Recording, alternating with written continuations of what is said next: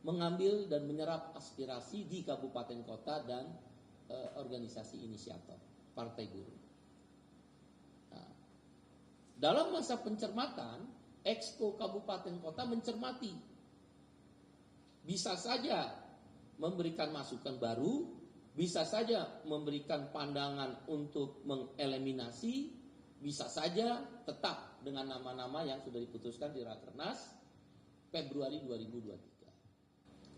Nah, di masa pencermatan ini ada dua penilaian yang dilakukan. Jadi Partai Buruh itu bukan partai dinasti, bukan partainya presiden partai, nggak ada. Ada dua yang melakukan penilaian di masa pencermatan Februari sampai dengan 10 September 2023. Siapa yang melakukan penilaian pencermatan? Dua lembaga. Satu yang namanya organisasi pendiri. Di organisasi pendiri ini ada 11 organisasi. Serikat Buruh, Serikat Petani, Serikat Nelayan, Jala PRT, UPC dan sebagainya. Ini anggota langsung mereka, misal katakan FSPMI, anggotanya ada 350.000. Bisa saja dia memberikan masukan ke FSPMI-nya. Misal ORI, bisa saja anggota ORI, KPBI, KSBSI dan seterusnya. Itu yang memberi penilaian selama masa pencermatan Februari sampai September 2023. Lembaga atau organ kedua yang melakukan penilaian terhadap masa pencermatan adalah struktur. Nah, struktur itu ada Exco Pusat, Exco Provinsi Partai Buruh, Exco Kabupaten Kota Partai Buruh, dan bahkan Exco Kecamatan, sayap partai, dan beberapa struktur yang independen lainnya. Jadi ada dua organ. Satu sekali lagi organisasi pendiri, ada 11 organisasi. Yang kedua struktur, dari mulai pusat, provinsi, dan kabupaten kota, bahkan kecamatan. Terjadi perubahan-perubahan. Maka kemarin tanggal 11 September 2023 terjadi perubahan terhadap capres dan cawapres yang didukung oleh Partai Buruh. Terhadap capres, keputusan rapat presidium kemarin 11 September 2023, satu, dari masa pencermatan nama Anies Baswedan dieliminasi oleh rapat presidium berdasarkan tadi ya, organ struktur partai dan organ pendiri partai. Kalau organ struktur lebih kepada pengurusan, dan anggota KTA, sedangkan organ pendiri partai itu lebih pada anggota Serikat Buruh, Serikat Petani.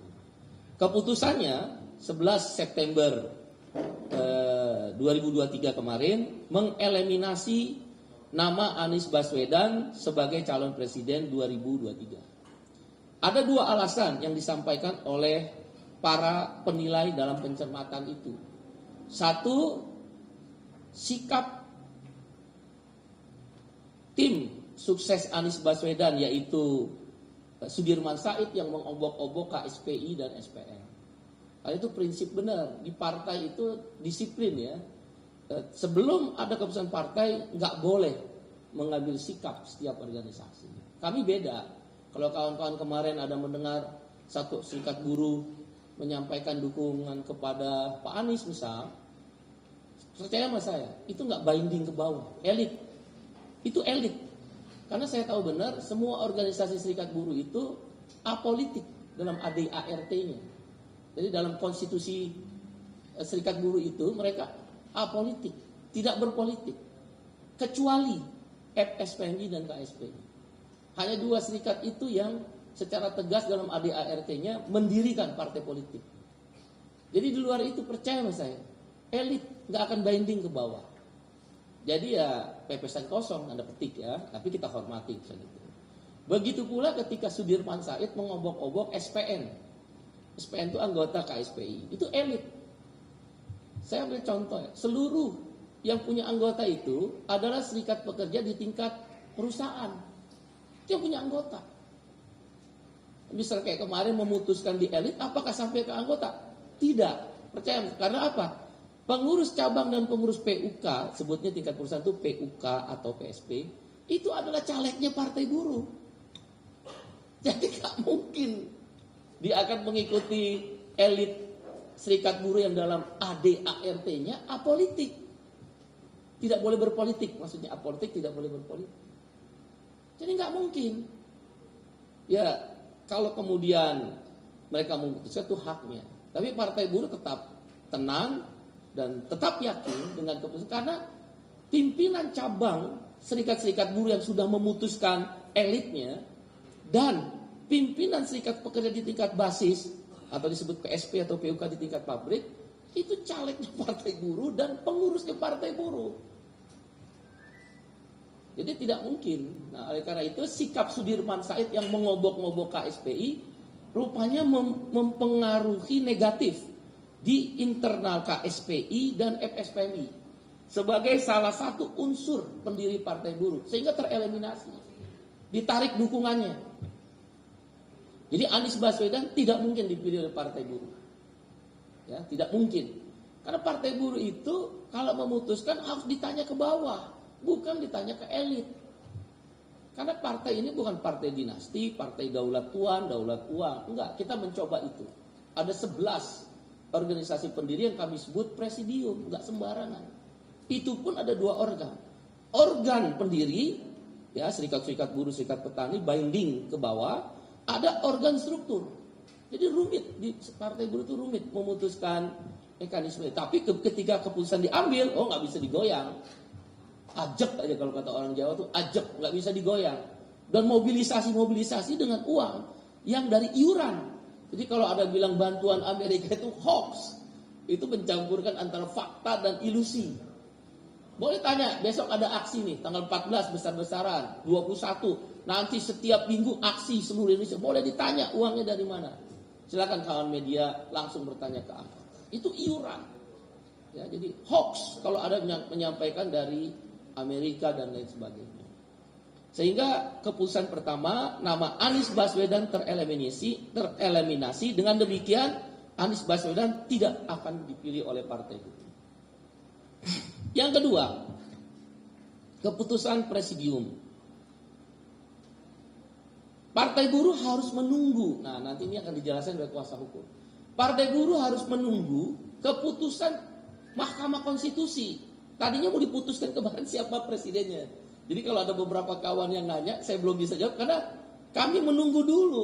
Tadinya mau diputuskan siapa nih calon presidennya langsung satu. Tapi kami sadar Partai Buruh itu menginginkan adanya calon alternatif. Calon alternatif adalah cara Partai Buruh menghancurkan demokrasi terpimpin. Demokrasi terpimpin itu 3 cirinya. 1, presidensial threshold. Ya. 2, parliamentary threshold. 3, undang-undang cipta kerja. 3 itulah ciri demokrasi terpimpin. Oleh karena itu Partai Buruh berpendapat calon alternatif harus ada melalui dibatalkannya presidensial threshold 20% menjadi 0%. Maka keputusan yang kedua dalam rapat presidium kemarin memutuskan menunggu keputusan presidensial threshold. Kalau presidensial threshold dimenangkan, Partai Buruh akan mencalonkan calon alternatif. Nah, kami baru mendapat kabar 1-2 hari yang lalu dari Bang Al dan Bang Ferry bahwa MK, Mahkamah Konstitusi besok tanggal 14 September 2024 akan mengumumkan. Aneh. MK ini aneh. Gitu ya. Udah tahu menasehati dalam sidang kemarin untuk dilakukan perbaikan oleh kuasa hukum. Kuasa hukum sudah melakukan perbaikan, sudah diberikan. Ujuk-ujuk nggak ada sidang lagi, mau diambil keputusan. Ada apa dengan MK? Nah, nanti kuasa hukum Bang Ferry dan Bang Al dan tim kuasa hukum akan menjelaskan. Oleh karena itu akhirnya kami rapat presidium kemarin tanggal 11 September menunda nama yang akan kami umumkan. Karena menunggu keputusan dari Mahkamah Konstitusi dengan sebuah harapan Mahkamah Konstitusi mengabulkan gugatan Partai Buruh melalui kuasa hukumnya Bang Al dan Bang Ferry dan kawan-kawan untuk merubah presidensial threshold 20% menjadi 0%. Keputusan yang ketiga dari masa pencermatan Februari sampai September 2023 terjadi perubahan konstelasi capres dan cawapres, terutama dengan dieliminasinya Anies Baswedan. Yang alasan kedua tadi Anies Baswedan yang pertama kan mengobok-obok KSPI dan FSPMI. Alasan kedua, maaf, kawan-kawan buruh berpendapat belum jadi calon presiden aja sudah tidak amanah. Kawan seiring sejalan dari berita-berita yang kami dapat ditusuk dari belakang. Itu belum jadi presiden. Apalagi jadi presiden. Jadi melebihi petugas partai. Sepertinya karyawan partai. Kalau kawan-kawan buruh, maaf ya saya menggunakan istilah kawan-kawan buruh dalam petik karyawan partai. Anies Baswedan ini karyawan partai. Tergantung majikan partainya atau pengusaha partainya, ini tanda petik ya, job-job yang berkembang di kawan-kawan buruh. Apalagi kalau nanti jadi presiden. Janji tinggal janji, 1000 janji bisa dibuat, semanis apapun bisa. Kawan seiring sejalan kata mereka ditusuk dari belakang, apalagi rakyat. Itu dua alasan kenapa Anies Baswedan dieliminir. Satu, Sudirman Said mengobok-obok KSPI dan SPN. Yang kedua, tidak amanah, menusuk dari belakang. Itu menurut buruh. Yang lain pengagumnya mau berkata apa, kita tidak bisa bilang apa-apa. Nah yang ketiga, konstelasi berubah karena salah satu elemen si Anies, yaitu akhirnya muncul capres partai buruh adalah satu Ganjar Pranowo didukung oleh 12 provinsi, Ganjar Pranowo didukung 12 provinsi, dua Prabowo Subianto didukung oleh 12 provinsi. Sama nih. Rupanya Pak Ganjar dan Pak Prabowo di internal partai buruh, ingat ya, ada dua ya, organ pendiri partai buruh dan organ struktur. Jadi di organ pendiri itu ke anggota binding. Tapi nanti kita mau tanya nih, nanti saya jelaskan urutan-urutan tahapan. Jadi Ganjar Pranowo 12 provinsi, Prabowo Subianto 12 provinsi didukung, Said Iqbal 8 provinsi, Najwa Shihab 2 provinsi, Rizal Ramli 2 provinsi, Rocky Gerung, saya juga bingung juga nih, ada yang ngusul Rocky Gerung 2 provinsi. Ya kita lihat faktanya, di partai buruh bebas-bebas saja.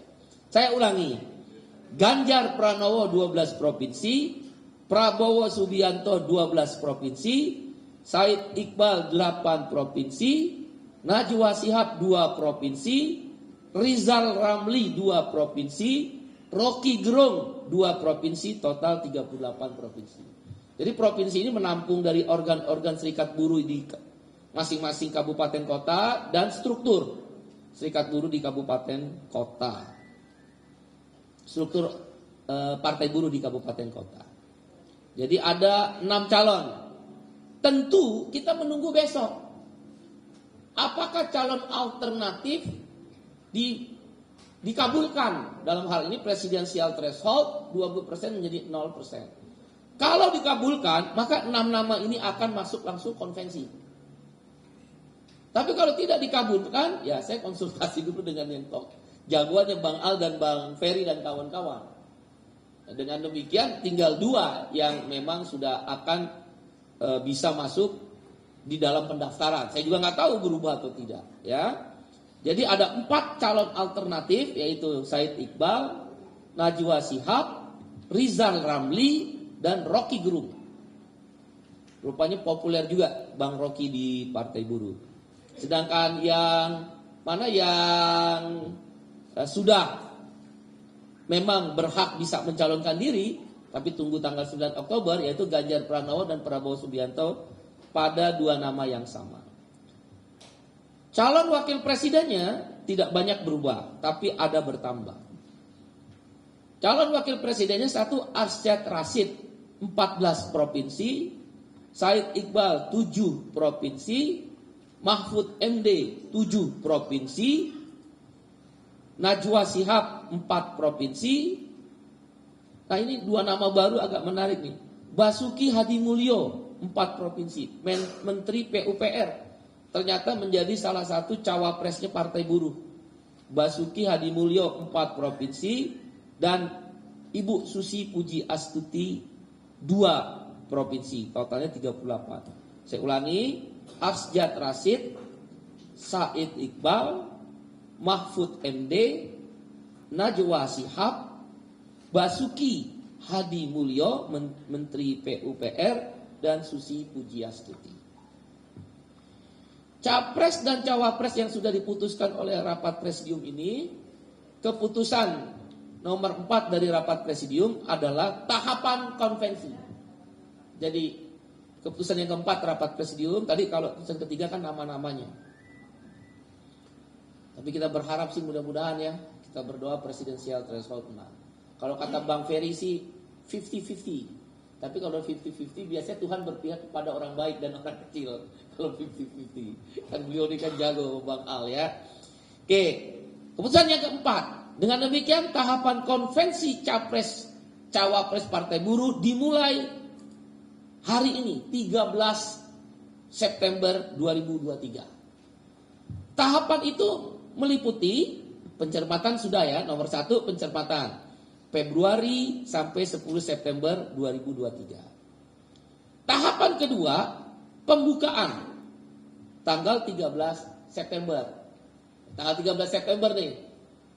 Hari ini dengan demikian, hari ini Partai Buruh akan mengirim surat kepada Ganjar Pranowo, Prabowo Subianto, Said Iqbal, Najwa Shihab, Rizal Ramli, dan Rocky Gerung.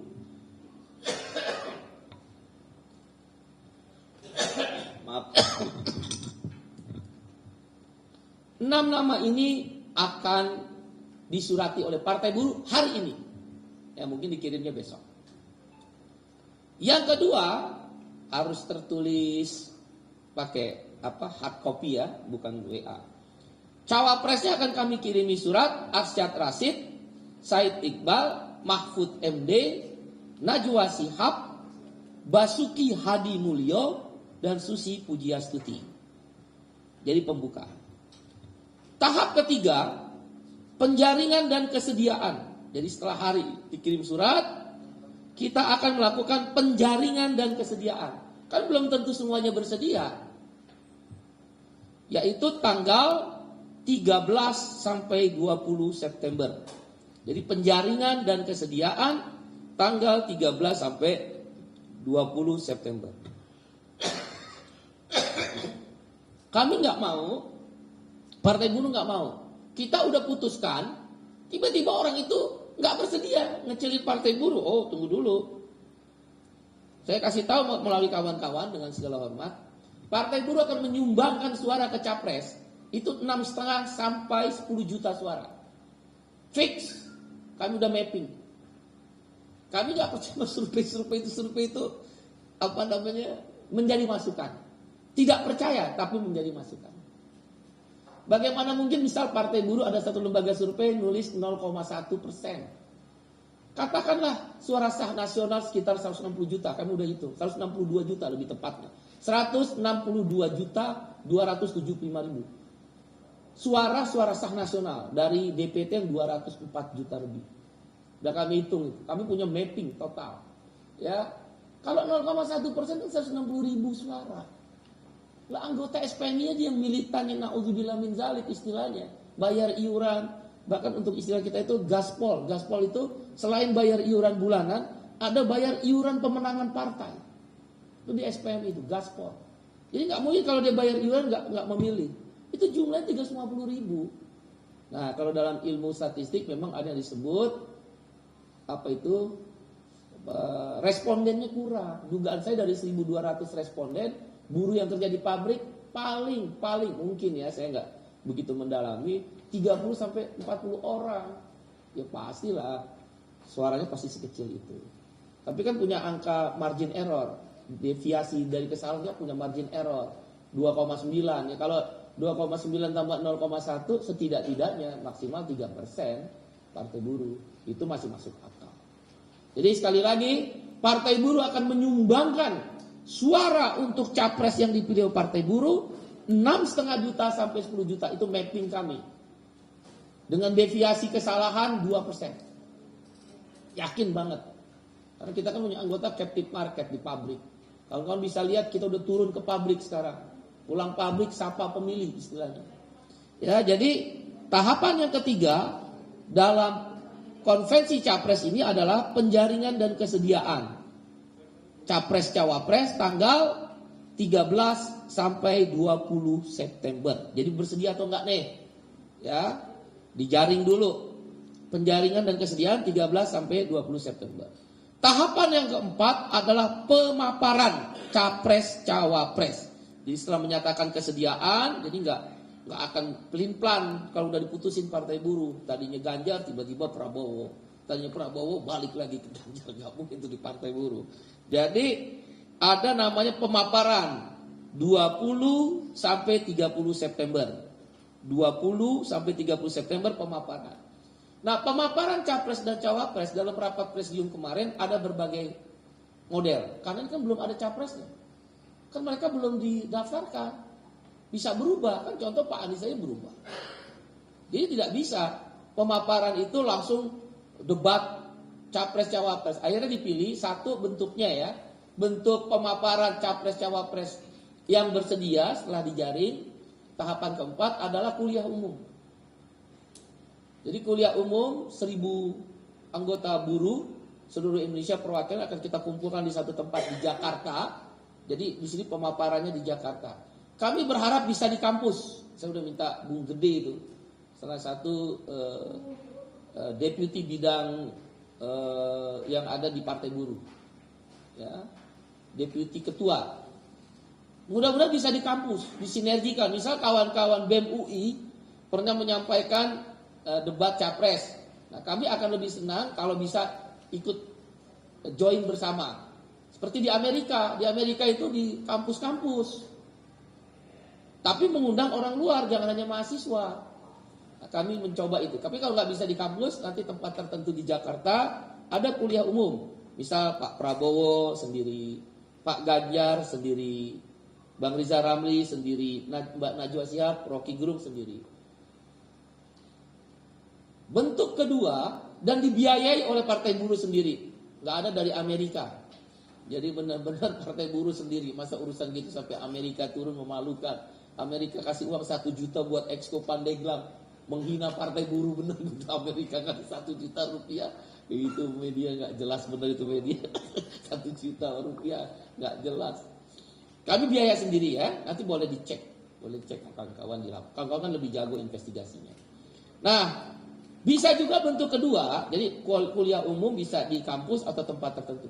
Bentuk kedua adalah dalam bentuk debat. Kalau bersedia, misal Bang Rizal Ramli bersedia debat dengan Mbak Najwa Shihab, dengan Bang Rocky, ya udah kita jadiin satu debat. Tapi Pak Prabowo, Pak Ganjar tidak bersedia, ya kuliah umum.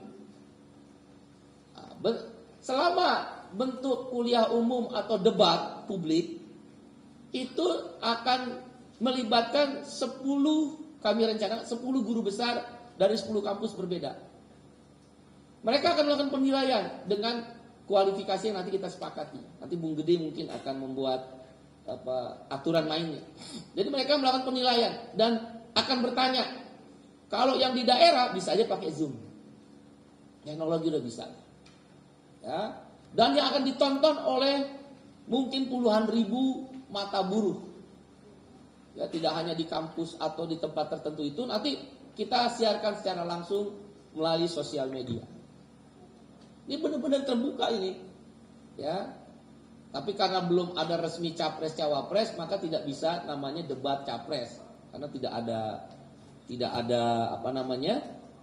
resminya sebagai capres. Itu pemaparan capres cawapres 20 sampai 30 September. Yang kelima, tahapan kelima, rekomendasi. Nah, jadi tim Pilpres dan Pilkada, tim Pilpres dan Pilkada itu diketuai oleh Ferry Muzarli, Sekjen Partai Buruh. Sedangkan tim Pileg, pemilu legislatif itu diketuai oleh Ilham Saboin. Jadi untuk tim Capres, Cawapres dan Pilkada ini diketuai timnya oleh Ferry Nuzarwi. Nanti tim akan rapat selama 7 hari. Rekomendasi akan keluar 1 sampai 7 Oktober. Dan akhirnya rapat presidium pada tanggal 8 sampai 9 Oktober akan memutuskan 1 capres pilihan Partai Buruh, 1 cawapres pilihan Partai Buruh yang tidak otomatis couple ya, atau berpasangan, tidak. Begitu diputuskan, teman-teman bisa lihat, tidak seperti organisasi yang kemarin mutusin. Percaya bahwa saya nggak binding, itu elit. Elit. SPN juga elit, karena kan saya tahu. Bagaimana mungkin orang pengurus serikat pekerja tingkat perusahaan itu caleg Partai Buruh kok. Pengurus Partai Buruh, pimpinan cabangnya pengurus Partai Buruh. Ya, nggak mungkin dia elit. Yang kedua, mereka anti politik. Tidak boleh berpolitik. Jadi nggak mungkin keputusan rakernasnya bertentangan dengan ADART. Itu udah sesuatu yang tidak mungkin. Akan terjadi perdebatan di bawah. Tapi saya tidak mencampuri urusan itu. Saya hanya ingin menegaskan bahwa ketika Partai Buruh memutuskan capres, semua kita gerak dengan biaya kita sendiri. Teman-teman pernah saksikan 2014-2019. Nanti kita umumkan capresnya di Gelora Bung Karno. 150.000 buruh dari seluruh Indonesia akan datang di Gelora Bung Karno. Ya, Gelora Bung Karno akan kita umumkan pada tanggal 9 Oktober. 9 Oktober di Gelora Bung Karno akan diumumkan calon presiden Partai Buruh, dan Partai Buruh berjanji setelah dilakukan mapping dengan izin Tuhan akan menyumbangkan suara 6,5 juta sampai 10 juta suara secara nasional. Mudah-mudahan itu bisa menambah suara capres yang dipilih oleh Partai Buruh. Ya, kalau ada serikat-serikat buruh yang mengambil posisi berbeda dengan Partai Buruh, percayalah sama saya itu kecil. Di Brazil, Lula da Silva, kemenangannya ditentukan oleh namanya CUT. CUT itu Konfederasi Serikat Buruh Terbesar. Dan MST, Serikat Petani Terbesar di Brazil. Dua organisasi besar itulah yang mendukung Partidos dos Trabalhadores. Partai buruhnya Brazil, Lula. CNST, dua serikat buruh yang lain nggak mendukung, tapi kecil. Itu biasa. DPJ tahun 2000-an dalam sejarah Jepang menang lawan LDP. Itu ketika Rengo itu Konfederasi Serikat Buruh Jepang menyatakan menjadi sekutu abadinya DPJ secara resmi di kongresnya. Maka DPJ menang 2 periode. Setelah itu kalah lagi dengan LDP. DPJ itu Partai Democratic Party of Japan, Partai Demokratnya Jepang, Partai Buruhnya Jepang. Rengo itu serikat buruh. Ada nggak serikat buruh yang nggak mendukung? Ada, Zenroren dan Zenrokyu, tapi kecil. Tapi kalau dia serikat buruhnya tunggal, seperti Kongres Serikat Buruh Inggris, Kongres Australian Confederation Trade Union Australia, dia pasti total dukung Partai Buruh. Di Jerman misal, ada DGB, serikat buruh terbesarnya. Dia pasti pendukung SPD, menang. Tapi ada nggak yang nggak dukung serikat buruh yang nggak dukung SPD? Ada, dia dukung namanya Die Linke. Die Linke itu Partai Komunisnya Jerman. Jadi biasa. Partai buruh tidak bersedih hati dan tidak gelisah. Yang penting prosesnya demokratis. Kalau di internal partai saja tidak berani berdemokrasi, bagaimana mungkin dia bisa jadi pemimpin yang demokratis? Makanya kami akan marah besar kalau ada yang obok-obok itu. Karena dia tidak menghormati demokrasi yang sedang dibangun oleh Partai Buruh. Jadi Partai Buruh harus ambil sikap. Anies Baswedan adalah keputusan yang diambil oleh Partai Buruh dieliminasi. In case ada beberapa anggota yang masih setuju sama Anies Baswedan, pasti akan tunjuk sama Partai Buruh. Teman-teman udah tahu lah sikap Partai Buruh dulu kan sebenarnya begitu. Itulah yang bisa kami sampaikan terhadap keputusan rapat presidium yang kemarin 11 September. Ya, saya mewakili Partai Buruh sih berharap besok MK lebih bijaksana, bisa memberi ruang lah. Timur penduduk yang ikut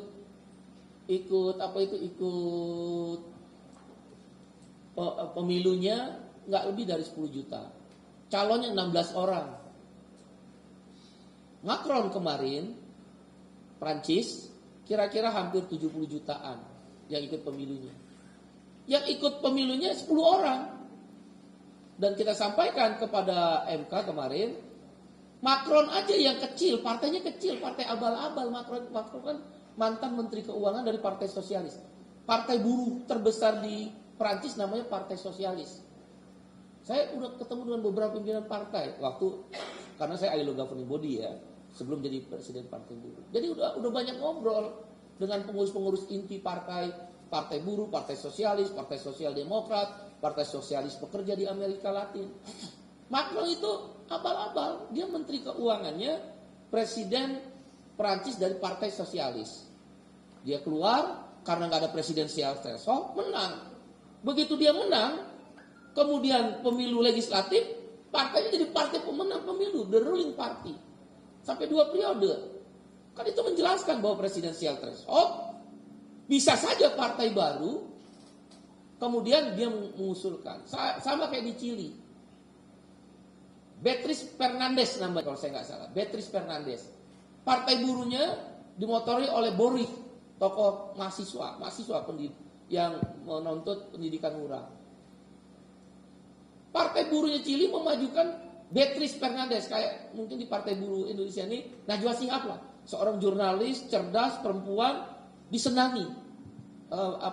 Dia punya podcast dan acara, menang tapi nomor 2. Setelah pemilu berikutnya nggak ada presidensial threshold, nggak ada parliamentary threshold, jadi Beatriz bisa nomor 2. Bayangin, seorang jurnalis biasa-biasa aja, tidak menutup kemungkinan seorang Najwa Shihab atau teman-teman jurnalis yang ada kita dukung partai buruh bisa menang. Ini presidensial itu biang dari demokrasi terpimpin. Macron menang, Beatriz Fernandez menang. Masa Indonesia yang jumlah pemilihnya DPT-nya 24 juta kita nggak bisa? Sebenarnya kita butuh media nih besok kencengin nih kalau bisa, biar berubah nih hakim MK. Beatriz menang, Beatriz Fernandez. Macron menang. Ayo, negara mana? Prita, Thailand. Ya elah, tukang main sosmed. Tukang main sosmed. Prita itu gak terkenal tukang main sosmed. Bukan orang kaya tapi kelas menengah. Dia bikin partainya menuju pada partai sosmed lah. Partai anak muda. Menang dia, Prita. Cuma karena di sana sistem parlementer, bukan menang mayoritas, dia kalah dengan yang nomor 2, dikerjain. Karena anak muda menang di sini semua. Di partainya Prita Thailand.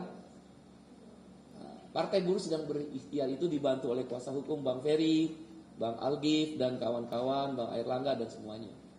Ya mudah-mudahan teman-teman besok kami undang untuk hadir di Mahkamah Konstitusi. Memang besok ada aksi besar oleh KSPSI AGN, tapi dia Undang-Undang Cipta Kerja. Saya udah minta ngomongin juga dong presidensial threshold. Karena partai buruh besok akan juga turun, tapi karena dadakan saya nggak bisa konsolidasi. Berat konsolidasi itu.